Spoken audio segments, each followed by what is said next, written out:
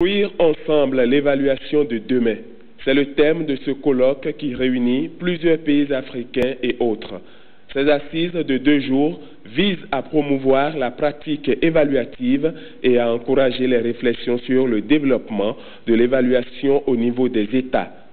Le Premier ministre Lionel Zinsou a insisté sur les politiques publiques de la sous-région. Vous êtes ici nombreux de la région. Nous sommes totalement interdépendants. Quand on va regarder la filière électrique béninoise, on va être obligé de se poser la question de l'évaluation de nos relations, de nos interfaces avec le reste de la région. Nous avons très peu de capacité de production électrique au Bénin. Nous dépendons des autres. Comme vous dépendez au Niger également des autres, des interconnexions. Donc nous sommes tous interconnectés dans une situation extraordinaire qui est l'interconnexion des pénuries.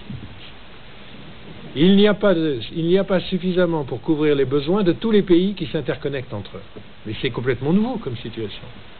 Donc ça nous pose une question fondamentale, c'est comment on crée des capacités de proximité nationale assez rapidement pour s'affranchir au niveau local de ces pénuries.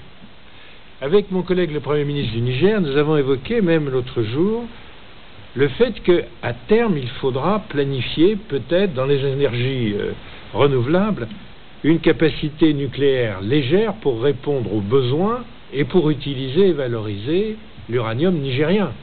2015, année internationale de l'évaluation décrétée par l'Organisation des Nations Unies, vient à point nommé et prend en compte les activités de la primature au Bénin. Le programme de développement exige non seulement des États mais aussi des partenaires plus de performance et d'efficacité.